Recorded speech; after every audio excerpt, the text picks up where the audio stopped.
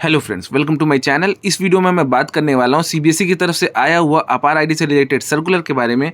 तो इस वीडियो को एंड तक देखिएगा ताकि कोई भी कंफ्यूजन ना रहे। इनकेस कोई डाउट रहता है तो आप डायरेक्टली ईमेल या व्हाट्सएप के थ्रू मुझे कांटेक्ट कर सकते हैं। तो चलिए शुरू करते हैं। ये सर्कुलर 24 जनवरी 2025 को जारी किया गया था सीबीएसई की तरफ से, और इस सर्कुलर को सीबीएसई एफिलिएटेड स्कूल्स के प्रिंसिपल्स को भेजा गया है। इसका सब्जेक्ट है implementation of APAAR ID as the primary identifier for the students of CBSE affiliated schools. अब बात करते हैं व्हाट इज अपार आईडी। तो अपार का फुल फॉर्म है automated permanent academic account registry. ये एक 12 डिजिट का यूनिक आईडी है जो हर स्टूडेंट्स के लिए बनाया जाएगा।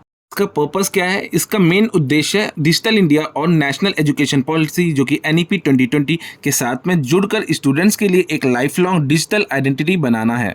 अब बात करते हैं डिजी लॉकर इंटीग्रेशन, यानी कि ये आईडी डिजी लॉकर से लिंक्ड है, जहां स्टूडेंट्स अपने अचीवमेंट्स, मार्कशीट और सर्टिफिकेट्स को स्टोर और एक्सेस कर सकते हैं। ये one nation one student ID initiative को सपोर्ट करता है। ऑब्जेक्टिव्स की बात करें तो इसका मकसद है स्टूडेंट्स के एकेडमिक और नॉन एकेडमिक अचीवमेंट्स का एक यूनिफाइड रिकॉर्ड बनाना, डेटा ड्राइवन डिसीजन मेकिंग को सपोर्ट करना और इंटर स्कूल ट्रांसफर को आसान बनाना। अब बात करेंगे बेनिफिट्स ऑफ अपार आईडी। जैसा कि आप स्क्रीन पे भी देख पा रहे होंगे, इस पेज पर अपार आईडी के फायदे बताए गए हैं। इससे स्टूडेंट्स की एजुकेशन जर्नी को मॉनिटर करना आसान हो जाता है। एकेडमिक रिकॉर्ड्स डिजी लॉकर से लिंक हो जाते हैं और नीट जैसे एंट्रेंस एग्जाम के लिए एक प्राइमरी आइडेंटिफायर का काम करेगा। अब हम बात करने वाले हैं स्कूल्स के लिए इम्प्लीमेंटेशन प्रोसेस के बारे में। स्टेप नंबर 1, स्कूल्स को पेरेंट टीचर मीटिंग यानी कि पीटीएम कंडक्ट करानी चाहिए ताकि पेरेंट्स को अपार आईडी के बारे में बताया जा सके। स्टेप नंबर 2, स्कूल को पेरेंट्स से फिजिकल कंसेंट फॉर्म कलेक्ट करने हैं ताकि आधार डिटेल का यूज कर सकें और आईडी बनाने के लिए। स्टेप नंबर 3, स्कूल अथॉरिटीज को यूडाइस प्लस पोर्टल पर स्टूडेंट का डेटा वेरीफाई करना होगा। Step number 4, UDISE plus portal का यूज करके स्कूल अपार आईडी जनरेट करेंगे जो स्टूडेंट्स के डिजी लॉकर अकाउंट से लिंक हो जाएगा।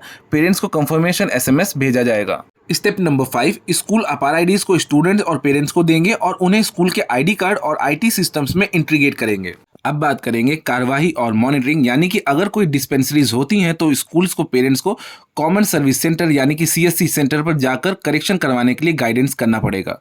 अब बात करते हैं स्कूल्स के लिए कार्रवाई यानी कि एक्शनेबल पॉइंट्स। स्कूल्स को क्लासेस 9th और 12th के स्टूडेंट के लिए आईडी क्रिएशन को प्रियोरिटी देनी है। उन्हें यूडाइस प्लस पोर्टल पर एक्यूरेट डेटा एंट्री का भी ध्यान रखना है। अब बात कर लेते हैं सपोर्ट और हेल्पलाइन। जैसा कि आप स्क्रीन पे देख पा रहे होंगे, यहाँ पर अपार वेबसाइट का लिंक दिया है जहाँ पे रिसोर्सेज मिलेंगे। साथ ही साथ स्कूल असिस्टेंट्स के लिए टोल फ्री हेल्पलाइन नंबर जो कि 1800-889-3511 पर भी कॉन्टैक्ट कर सकते हैं। अब मॉनिटरिंग की बात कर लेते हैं। तो सीबीएसई ने इस प्रोसेस को मॉनिटर करने के लिए एक ऑनलाइन सिस्टम बनाया है जिसे अपार आईडी मॉनिटरिंग यानी कि AIM कहते हैं। स्कूल को एम पोर्टल पर जाके इन्फॉर्मेशन रेगुलरली अपडेट करनी होगी। एट द एंड कंक्लूजन की बात करते हैं। सर्कुलर में कहा गया कि अपार आईडी एनईपी 2020 के गोल्स को अचीव करने के लिए एक गेम चेंजर साबित होगा और स्कूल से 100% सैचुरेशन सुनिश्चित करने के लिए कहा गया है। अब हम बात करेंगे कुछ FAQs के बारे में जो कि अपार से रिलेटेड है, तो जानते हैं इसके बारे में भी। सबसे पहले बात कर लें क्या है अपार। अपार एक स्पेशलाइज्ड आइडेंटिफिकेशन सिस्टम है जो one nation one student programme का हिस्सा है। इसके क्या फ़ायदे हैं जानते हैं। इससे एजुकेशन में अकाउंटेबिलिटी और ट्रांसपेरेंसी आती है, डुप्लीसिटी और फ्रॉड कम होते हैं और ये स्टूडेंट्स की मोबिलिटी को फैसिलिटेट करता है। आईडी कैसे बनाए जाते हैं?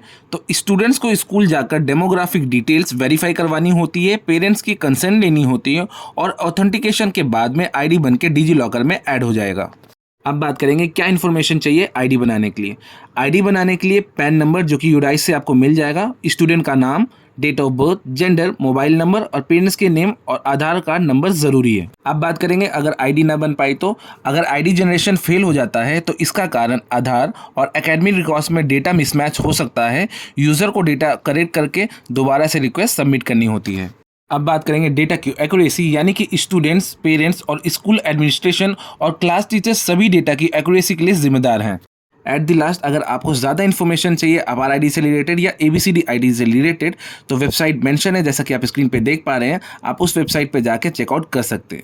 इस वीडियो के लिए सिर्फ इतना ही था। अगर आपको वीडियो अच्छी लगी हो, इन्फॉर्मेटिव लगी हो तो please like and subscribe to my channel ताकि हम फर्दर भी ऐसे कंटेंट्स ला सकें। Thanks for watching.